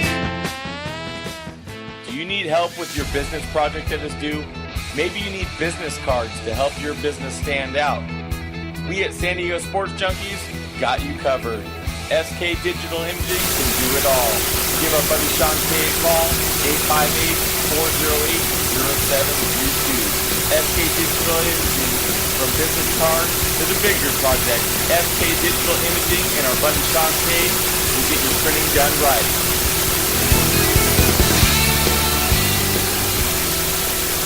Cali Comfort Barbecue in Spring Valley was built for West Coast Sunday morning football and fight night. Cali Comfort Barbecue has quickly become San Diego's slow smoke barbecue sports entertainment destination. Full service catering available for all your tailgating needs. CaliComfortSD.com. Millionaires are being made all season long at DraftKings.com, America's favorite one-week fantasy football site. 1 week fantasy means no season-long commitment. Play whenever you want. Got a player who's hurt? No problem. Injuries won't derail your start because it's like a new season every week, so you're never stuck with the same player. Pick your team in minutes, and you could be on your way to winning huge cash.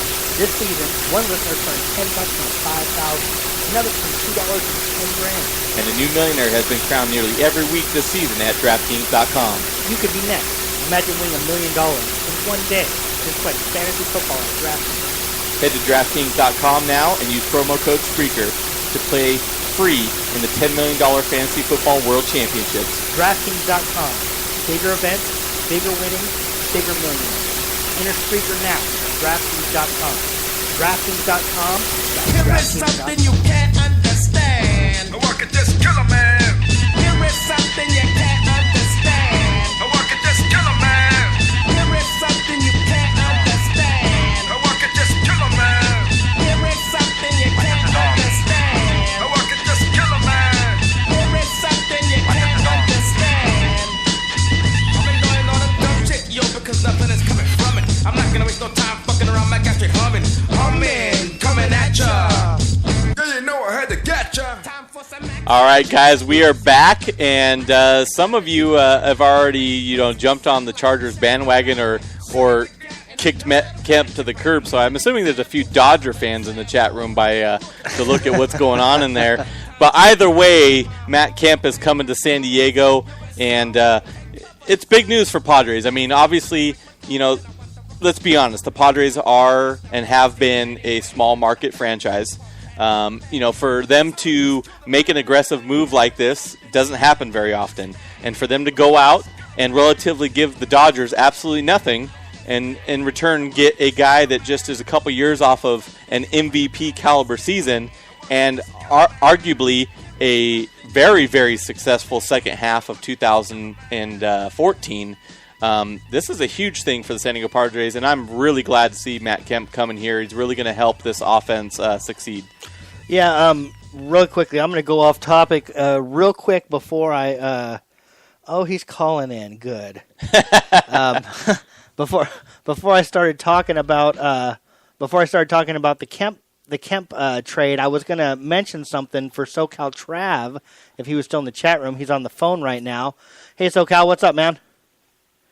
What's up, fellas? How are you tonight? Good. I wanted to let you know that my brother, who he doesn't listen to the show, but I was talking to him for about an hour last weekend, and I want to say a good 40 minutes of that time was him bitching about the piece of shit Volkswagen that he owns.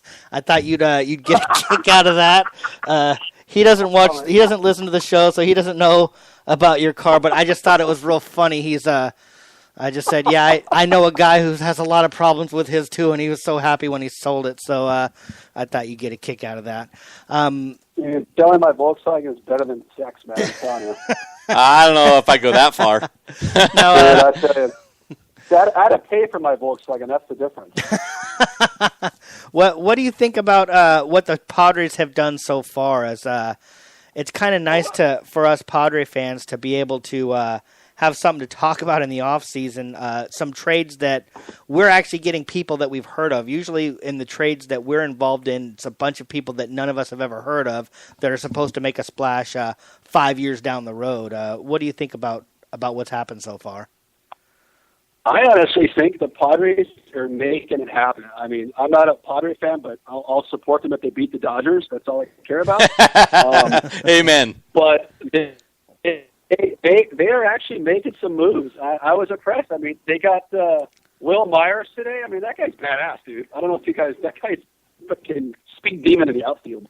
Or on the trade, I don't know if they did today or yesterday, but he's damn good. And I'm very impressed with what they're doing so far.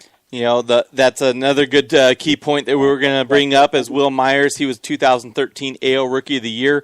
In that year, he hit over 290 I believe he had like 23 home runs and roughly 70 RBIs, and that was roughly only 66% of what the average starters at bats would be. So if you push those numbers out, there's a potential.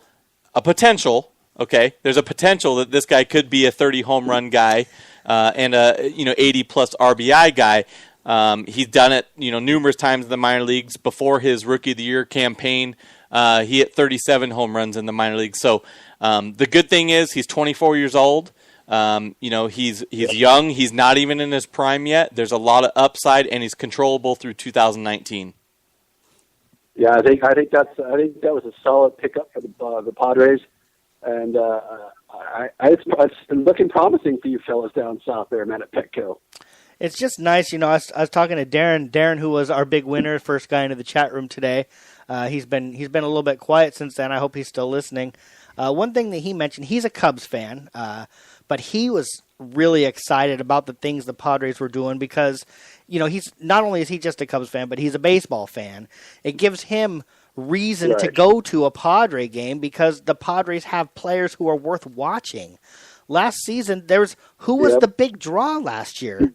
Will Venable, there's no big draw that the Padres had, and now we have a couple guys. Oh, Darren he's back. He thinks Myers will be the best player on the team for years to come. I believe it. I'm very excited, and it is just nice to see we have a couple guys in our lineup that are worth going down to the park to see.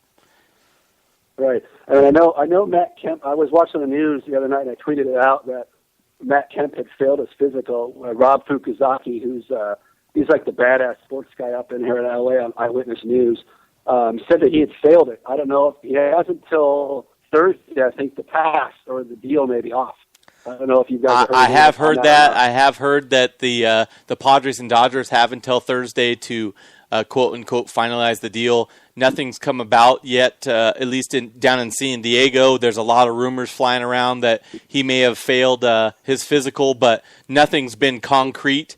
And, obviously they're still trying to work out the kinks. You could see this trade, maybe Dodgers offer more money if he has failed his physical or whatever the situation is. But I don't believe Kemp is going anywhere. Preller is on a mission. The guy, not only has he signed Kemp, he signed Will Myers. He's currently now shopping Seth Smith, who we just signed to a 2-year extension. He was our best offensive player last year. We have a plethora of outfielders. Unfortunately, a lot of them aren't good, but Seth Smith is, and now he's looking to move that piece as well and potentially, shore up some more of the offense, maybe in the middle infield. Yeah, I think you guys are gonna have a surprising year this year, and if he, the team to beat in the West, and I know Rosie's out there listening right now, and she's a big Dodger fan, but I see that the team to beat still is the Giants. The Giants are still the team to beat. The Dodgers spent millions of dollars, and they still haven't won. And I don't think they're going to continue. I don't think they're going to make it happen. And they made some really odd trades this offseason, which actually surprised me. They let some people go.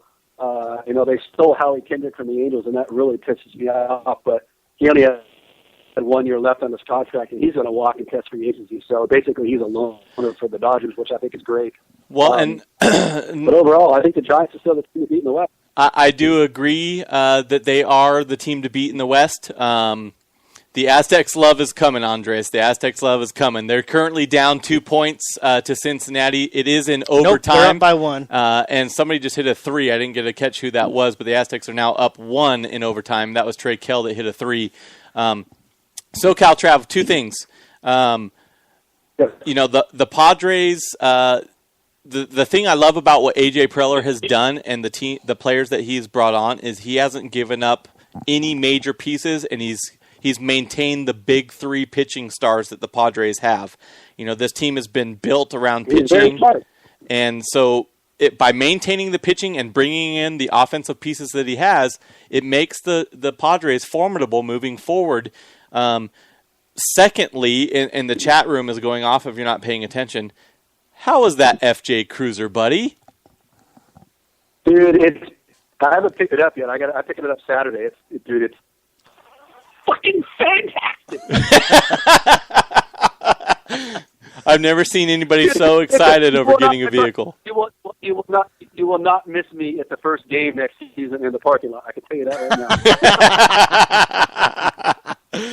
Hey, man. I will drive over. I will drive up and over any opposing team fan coming into the parking lot. Oh, so what you're saying is it's got that SoCal lift and big tires on it, huh?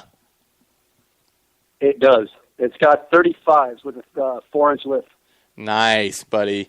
Well, like I mentioned in the chat room, I'm assistant service manager down at Toyota Certified in Santee. So come on down. If any of you guys have Toyotas and you're listening, Justin included, come on down and see me in Santee. I'll be more than happy to take care of the local sports junkies, man. I'm happy that you finally moved on from the death trap that is a Volkswagen and moved up to the upper echelon of a Toyota.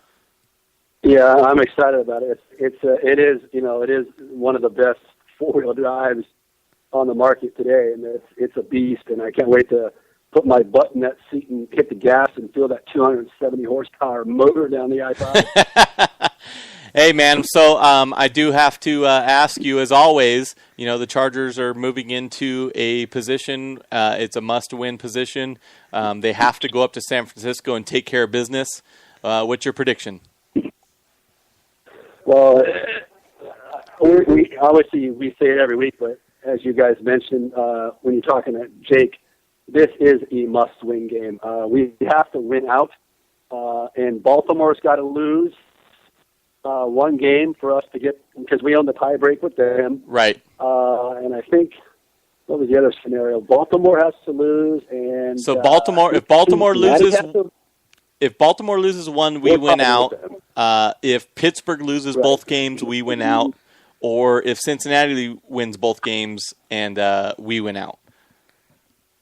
Yeah, I think the better chances is to see Baltimore lose a game and we end up tied with them, and then we'll get the tiebreaker. Thank God we beat them this year. Whew. Yes. So Darren, hey, before you go, Darren wants to point out. The Giants lost Morse. They lost Panda. They get Kane back, but he believes the Dodgers are still the team to beat. Well, the Dodgers have been the team. They keep saying it every single year. And right. What have they done? That's all. They ask them. That's what I can say. They've spent all this money. They brought in pitching. They brought in Greinke. They brought in Dan Herron, and they traded Dan Herron away. They lost the fastest guy in baseball, D. Gordon, which I think was a stupid move, but they did. I don't think they're going to be that great. They lost Matt Kemp, even though he's like handicapped and all, but I still don't think they're the team to beat. I still think it's the Giants. The Giants have the momentum. They've won 3 out of the last 5 World Series. I mean, their targets on their back, not the Dodgers. So I don't know if you're a Dodger fan. I didn't pick that up in our conversation or not. No, hell no. But the Dodgers remind me of the Broncos. They play the most incredible regular season, but they choke in the playoffs and or the championship. Yes, they do. No, I'm not a Dodger fan. I have never, ever liked. I like the Angels and any team that plays against the Dodgers. How's that sound? All right, so Cal, well, it's nice talking to you, my friend. We wish you as well a Merry Christmas, a Happy New Year. We'll be back on for a pregame show Sunday the 28th before the Kansas City game, and then next Wednesday, January 7th, will be our next Wednesday show. So just mark it on the calendar, and we hope to have you a part of the conversation. Always. And my prediction for this Saturday, guys, it is a Saturday game. A lot of people don't know that. It is. I'm Kaepernick's not playing good. We're doing okay as long as we all come together as a team. I'm going to say I'm going to go on an odd number here for some. I'm going to go 29. Now that's an odd number, but hear me out. I think it's going to be a field goal fiesta up there. I'm going to go 29, 17 Bolts, and player of the game is going to be Eddie Royal. Nice. Eddie Royal, and I think that's right along the same lines as Darren. I think Darren thinks that he's got big play capability, and I agree. And I hope you're right, because we need any and all offense that we can muster up to win these next 2 games. You got it, guys. And Have a great week. You guys are kicking ass as always, and enjoy listening to you guys. And I know everybody out there does too. And I look forward to seeing you guys again. And can't wait till next season to tailgate with you guys. It's going to be fun. Awesome. Thanks a lot for everything, Travis. Bye, guys. Have a good night. Later, buddy. Go Bolts. So that opens up the phone line, and if you guys want to call in 619-866-4567, let your voice be heard. I want to talk, more Padres if that's okay with you. Yeah, Darren thinks that the Dodgers are the team to beat, and certainly on paper, and they won the division. The Dodgers did win the division last year, right? The Giants got in as a wild card. They did. It is kind of an interesting question because the Giants are coming off the World Series, and the Dodgers won the division. I'm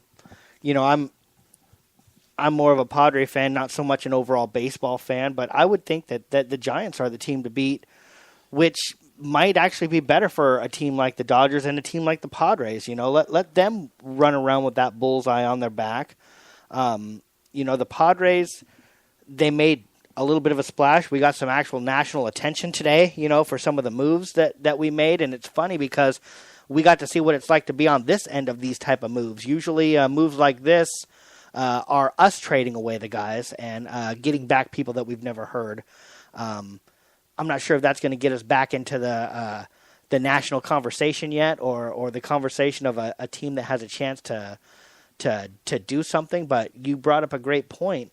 We were able to add two legit, one Rookie of the Year, one MVP candidate to our lineup without giving up really anything. Not that the guys they got don't have potential and all that type of stuff, but without giving up any core contributors, including our big three pitchers. And I'm going to throw this out there. Kemp should have won the MVP. If it wasn't for roids, he would have won the MVP because coulda, shoulda.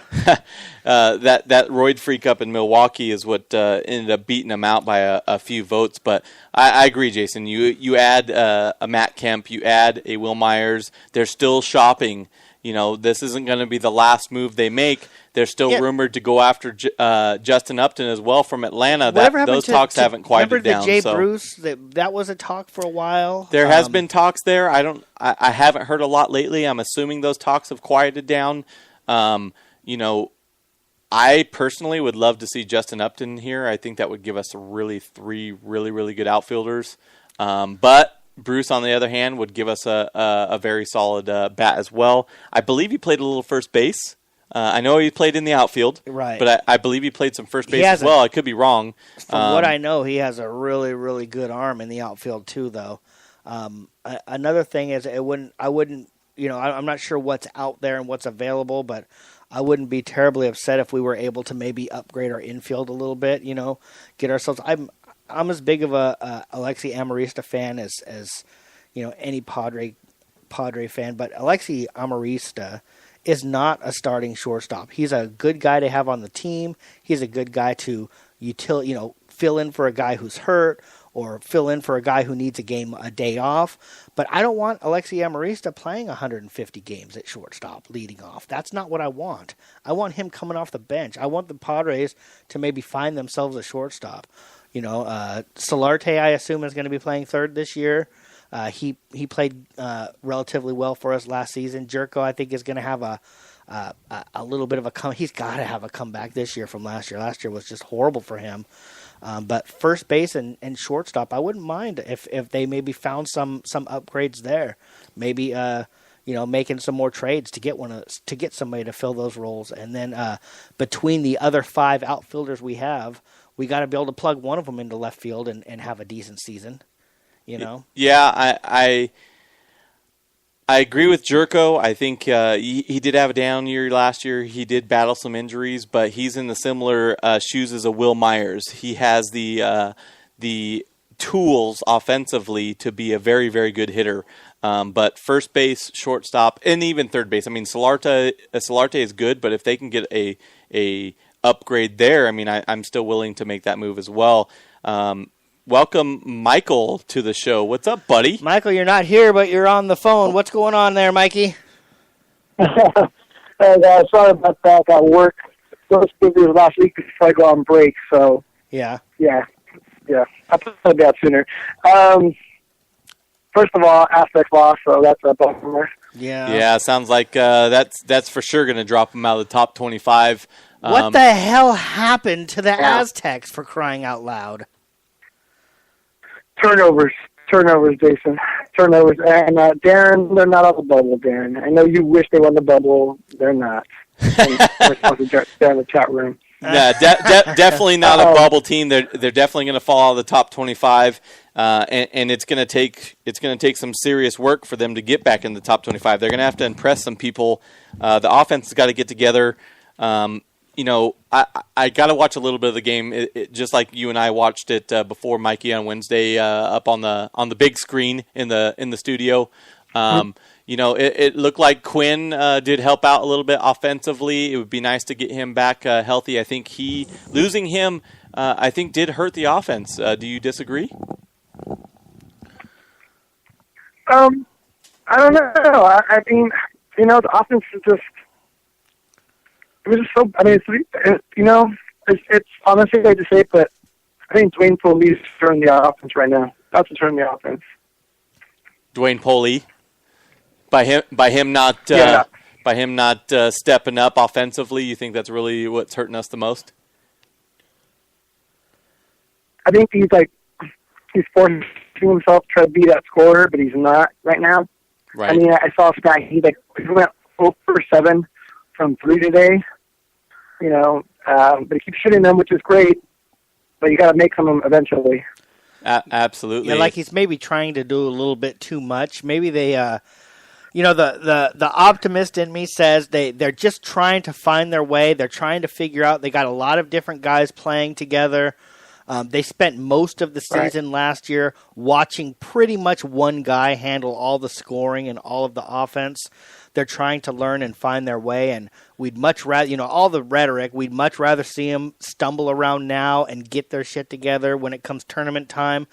But they are losing to teams that they should not be losing to. Right. Yeah. I mean, what we talked about before, from a team that doesn't let you down. You win the games that you're supposed to win, but they haven't been winning them this year. They should have beat Washington. They should have obviously beat Cincinnati today, but they're not, so that's the problem. Hence, we are where we are. But actually, I want to talk to Padres because I feel like this is a big time in Padre land. No, it is. It's extremely exciting. I mean, no offense to the Chargers or the Aztecs for that matter, but this is big news for the Padres. Most recent GMs, I don't believe were aggressive enough. Sure, we brought in a Carlos Quentin, but he had extreme baggage. He had serious injury issues coming in. They're bringing in bona fide, talent with upside. There's risk involved, don't get me wrong, but there's serious upside to both Myers and to Matt Kemp. Oh, for sure. And, like I said, I've been talking about this a lot with people, and you're going to have to overpay for bats here in San Diego. The flip side is you can underpay for pitching because we'll make pitching look really good here in Petco. So it balances itself out. But yeah, I mean, Matt Kemp's worth the risk. Will Myers definitely worth the risk for what we gave up. Who else did I hear that the Padres are interested in? Upton. Today. Well, Upton, Jay Bruce are two of the names that have been around for a while now.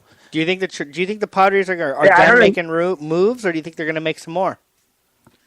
Actually, I can't remember who it was. They were actually another name was being brought up. I wish I could remember, guys. Sorry about that, but I know that it seems that they're not done. So no, they're not. What's been rumored is Seth Smith now is another piece that they're looking at moving because with the additions of Myers and Kemp, both outfielders, you still have Venable, Quentin, and Mabin, who are tying up like $25 million between the three of them, and not movable pieces where you got 2 years of a contract under Seth Smith that they just extended. So, and offensively, he's the best piece that we have to trade right now. So, where they go with that, whether it's first base, another outfield spot, maybe with somebody a little younger, do they add a shortstop? Because let's be honest, Alexi Amarista is not your everyday shortstop for the long haul. Yeah. No, I agree. And sorry if I'm in the bathroom here. Like always. I think, like I said, there's just something there. I mean, obviously, I was reading that they, the old regime promised they wouldn't trade him when he signed his contract. Obviously, from the old regime, it seems like they're not going to, honor that, their word on that. I mean, it's business. But, I think there's going to be, there's going to be a couple guys out there that still might move for. And, I mean, you still have the pitching pieces. I wish Justin was there. I know how much he loves Kennedy. But let's be real. Kennedy's numbers look like that because he plays at Petco. Yeah. And which is fine with me because he's playing for the Padres. I don't mind. We talked about they made these moves. They were able to make these moves and bring in 2 legit bats without getting rid of one of their big 3 pitchers. I still don't mind. If there's another bat out there we can get by trading one of these 3 pitchers, I am all for it. I don't mind that, to be honest with you. We've had no problem developing pitchers. It seems like we're able to shake the tree and somebody comes out and can pitch, relatively good for us. There has been a little bit of talk about the fact that the Padres traded Trey Turner, their number 1 draft pick last season. Does that concern you at all? Were you fine with that? What did you think about that? Jason, let me ask you, how many of these prospects have we turned into major league stars? This is what he's telling me before the show. Don't bring Rizzo. Don't even bring Rizzo into this, Darren. We traded for Rizzo anyways. That is the exact question. The exact question I said to Josh when we were talking pre-show was, I don't care. If he develops into a good guy, whatever. I don't care. When was the last time one of our any draft picks offensively worked out and did anything? So if we can get somebody who is a legit bat for somebody who might be good, I would do that trade every single day of the week. And somebody's saying somebody's saying Peavy in the chat room. That's Justin. I'm talking offense. That's some dumb guy in there. I'm talking offense. We develop pitchers. We have no problem developing pitchers, but for some reason our scouts can't spot a hitter. They cannot find hitters. I mean, like talking to people around that I know, I really do believe that. It makes sense to me that Petco Park helps inflate pitchers' numbers. Over a season, it helps them. I don't know how, but it makes sense to me. You bring in Ian Kennedy, who was a mediocre pitcher, and he's, really good. Well, Ian Kennedy also won 20 games a couple of years before that, too, though. So he had the talent, but he certainly, his last couple of years before he came here, hadn't shown it. Yeah, that's what I mean. He wasn't like, but he wasn't like an ace, right. Or anything. But he played really well, and so I think Justin agrees he's drunk on NyQuil, and I don't know why. And he also agrees that you're a vagina. What do you agree? No one said that. He doesn't agree. He made a statement. That doesn't mean anybody agrees. He's agreeing with that little second head off the shoulder. Disagree. Get the F out of the bathroom, he says. But I mean, if that's the formula you go, overpay for bats, underpay for pitching. I'm good with that. I am too.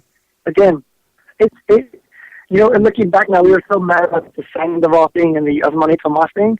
How are you guys feeling now? I'm feeling pretty good. I was going to ask you the same question. You guys were shooting me down with the Preller thing because I said he was being aggressive, but there's no players here yet. Now that there's 2 players here, now how do you feel about A.J. Preller? Well, much better. Much better, of course, because we're seeing results. Yeah. We got to stop giving everybody the benefit of the doubt here. We need to start seeing guys do something. We gave, Yeah, that includes players too, That includes Philip Rivers, by the way. Yeah, it does include Philip Rivers. I totally agree. Philip Rivers. Jason didn't like that. He's like, I didn't like that at all. Philip no. Rivers has played. I know well. he didn't. He's like, yeah, just I'll give you a benefit of the doubt unless you're Philip Rivers. Will Venable. How long have we been giving that guy? I like Will Venable for about 3 weeks a season because that guy plays unbelievable. He'll give you 3 good solid weeks, and then. I don't want to say he coasts the rest of the time, but where the hell is he the rest of the season? Well, I like him in 9 1/2 innings a game on the defensive side. He plays great defense, but defense only gets you so far. If you don't have a strong offensive lineup, then somebody like Will Venable in most teams will not be there. Mm-hmm. He'll be a bench player at best. Right. We had a team full of bench players last season. One of the things we talked about earlier, I don't know if you were listening, Mike. One of the things Darren brought up to me is he's a baseball fan. He's not a Padre fan. He's a Cubs fan. But Padres making trades like this makes someone like him excited to go to Padre games and excited to watch Padre games because the Padres actually have players on the team who are worth watching now. Right. Hey, Darren brings up a good question in the chat room. He said, does this trade mean that Hedges starts behind the plate this season? I don't know if he's ready to start behind the plate. We did get 2 catchers in both trades. We got a catcher in both trades. One of them, Ryan Hannigan from the Rays. He's I believe, 34. He's got 7 years in the league. He's got experience in the big leagues. I don't know as much about Tim. I'm not even going to pronounce his last name from the Dodgers. Obviously, I would love to see Hedges be the opening day starter, but I don't know if he's just quite ready to take on that role. Well, and I think Justin mentioned that that's not ready. And his bat, I don't know if he'll ever be ready, honestly, guys. He's, the biggest compliment they say about Hedges is he's a great defensive catcher. He's and definitely you need those above guys, average. And you need those guys, but I know Go 50's been asking this question for some time now in the chat room. I want to answer it. He says, Padres the Chargers championship first. I think that those Padres, man. I mean, the way the major league set up, you saw Kansas City make a run.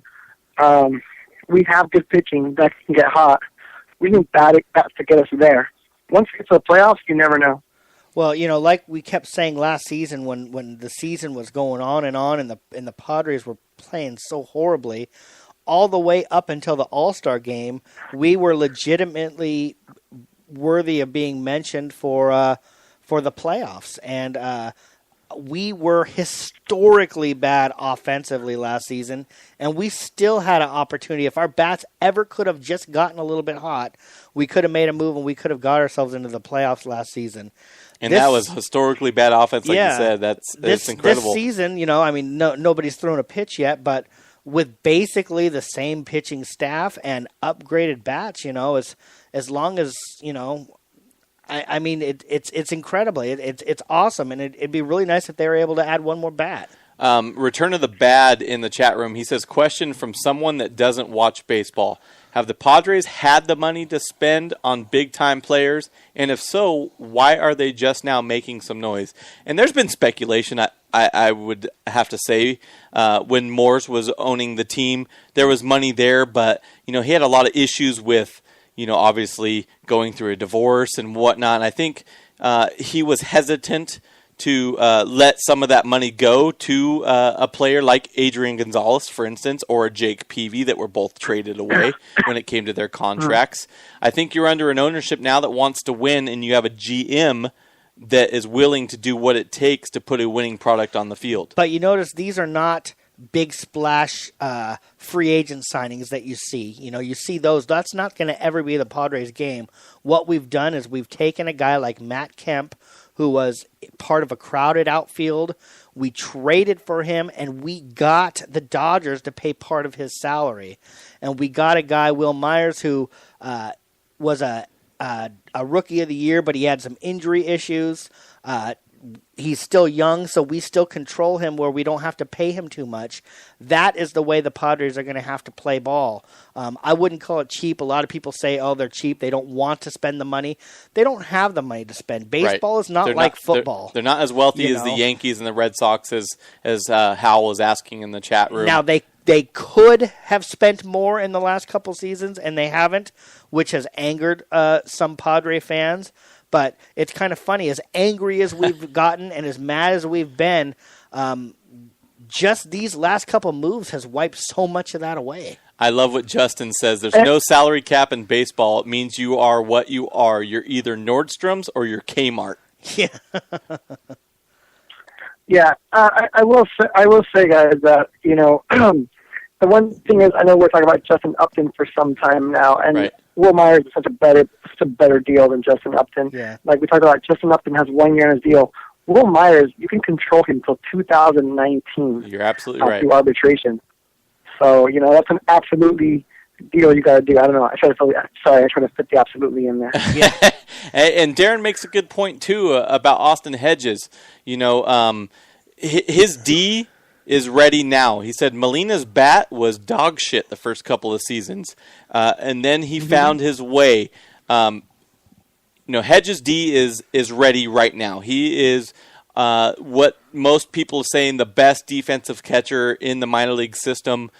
So he is ready from a defensive standpoint. Yep. If you have the likes of Kemp, Myers, and a couple other, hopefully offensive bats, a return of surgeons from Jed Jerko, why not put Hedges in there right now?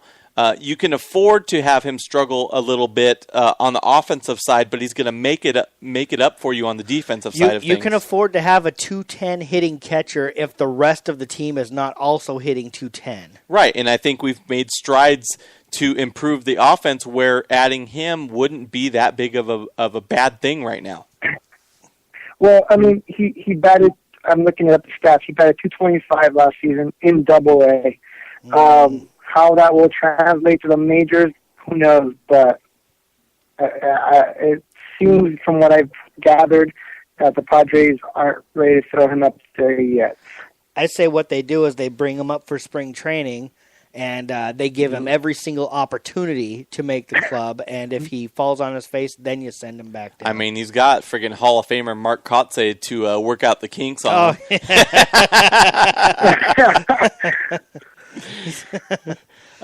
So, Mikey, obviously, let's get down to brass tacks here as far as the Chargers are concerned before we got to let you go. What do you believe the legitimate chances are of them making the playoffs? And, can the offense muster up enough to beat not only the 49ers but the Chiefs and give us that opportunity? Yeah, I think you have over 50% chance we're going to beat both teams. To me, the 49ers, they're really not that great. And it's funny, the one quarterback I've ever watched film on is Colin Kaepernick. Ever since Ron Jaworski enshrined him in the Hall of Fame, I've made a point to watch his film. And he just can't go through progressions. So it's not like you have to pressure this guy. You just have to, let him make his mistakes. And they're banged up. They're missing players. I think that one we should be favored to win. And against the Chiefs, division rivals, even if they're Kansas City, I still think we can pull that out. So I'm going to say 65% chance, actually, that we can win both those games. Over 50, I mean, obviously the Chiefs game to me is tougher than the Niners game. Yeah, I totally agree. Obviously we're playing in Kansas City. The weather, the chance of poor weather is very high this time of year. They have a home crowd. And they rival Seattle as far as their crowd noise. So that's going to be a tough game. A rival matchup, like I said, in interdivision, cold weather, loud crowd. And let's be honest. I mean, the Chiefs are a talented team. They're not far off from being a playoff team as well. Yeah. I wish I wasn't a Chiefs fan was there today. You could tell us about a little bit right now. But no, I really quick, guys. I do want to say a couple things about the Chargers before I go. Yeah.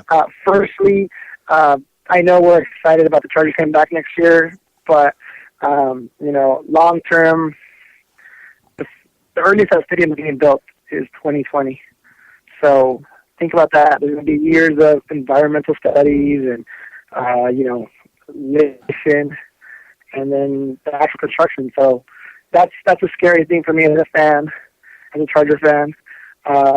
Secondly, Philip Rivers, not beyond reproach, return of the bad.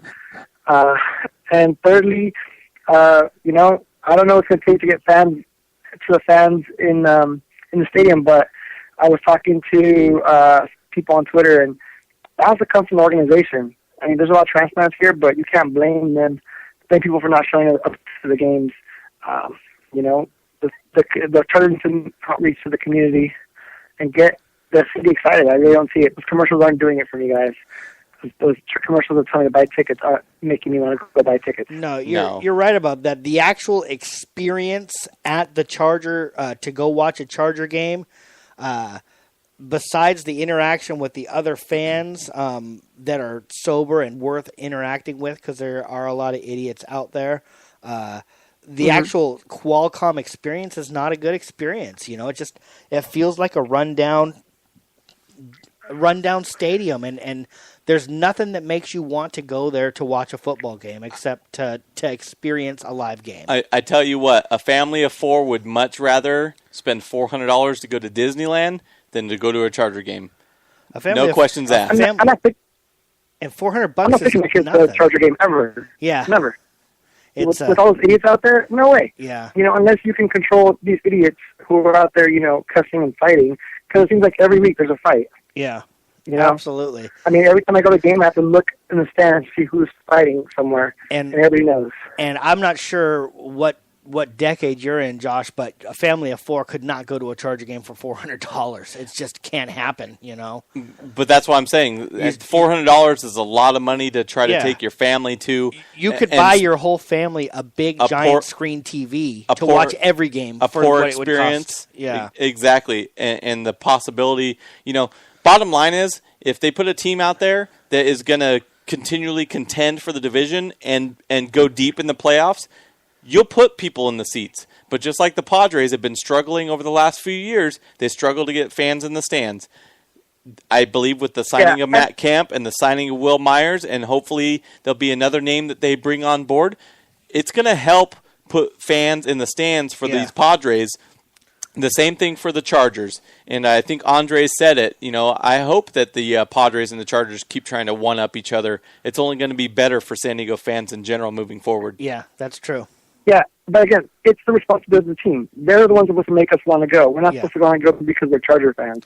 Like, I've been there. I've been there many times, and I don't, $25 for parking, that's ridiculous. Yeah. I remember when it was $10, Jason. You remember when it was like a quarter, right? I'm a man. I'm 41. Not only that, but have you taken a look at that crap fest of a parking lot? I mean, you're paying $25. We've talked about this before. You just feel like you're taking it in the shorts. The whole time, everything you feel like you're overpaying. You feel like you're being ripped off. If we're going to pay that type of money, we want to be paying it for a first-class accommodations, a first-class stadium, a first-class experience. And you cannot get that at Qualcomm Stadium, but you're paying first-class prices still.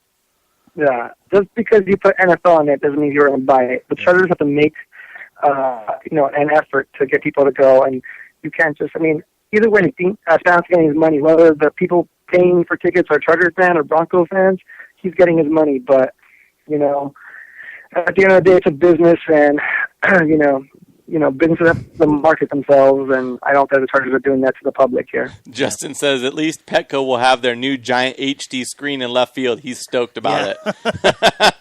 And the National University sign. That thing's a beauty. Out there. I really love it. Yeah, out there in left center. Plaza. All right, Mikey. Hey, obviously we're not going to see you as well for the holidays, but we won't see you again. Hopefully we'll see you on Sunday the 28th, but you and Justin have been kind of a no-show on Sundays. No pun intended. I plan on making that day, man. You are? are? I'm making it that day with you guys. Oh, that's awesome. I'm going to make the drive. So I'm going to head back to Cali Comfort for my county fair. Nice. Oh, you like that picture I sent you guys the other day for lunch, huh? County fair. Yeah. Thanks for rubbing it in, man.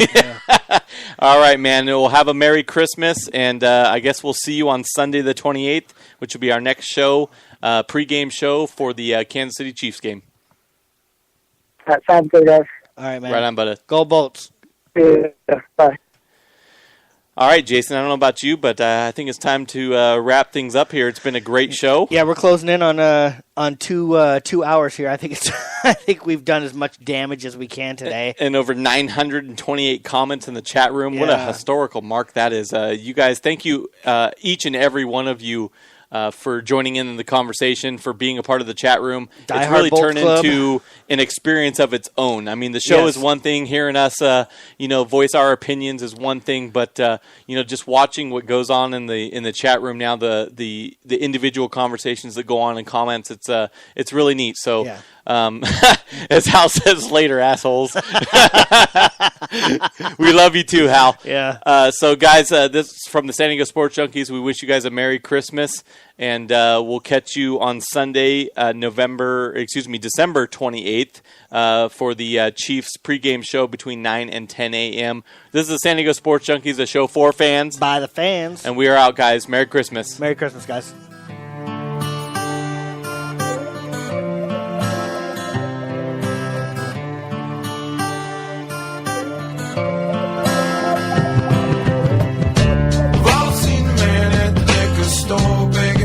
Chain. The hair on his face is dirty, dreadlocked in for the mane. He asked a man for what he could spare with shame in his eyes. Get a job, you fucking slobs, all he replied. But God forbid you ever had to walk a mile in his shoes. Then you really might know what it's like to sing the blues. And then you really might know what it's like. And then you really might know what it's like. Thank you for listening to the San Diego Sports Junkies, a show for fans by the fans. Brought to you by Cali Comfort, home of the low and slow barbecue, and SK Digital Imaging with Josh Taylor, Justin Smead, Jason Eidsmo, and Mike Maciejewski. Subscribe to us on iHeartRadio, on Spreaker, and on iTunes. Visit SanDiegoSportsJunkies.com for all your Chargers, Padres, and Aztecs news.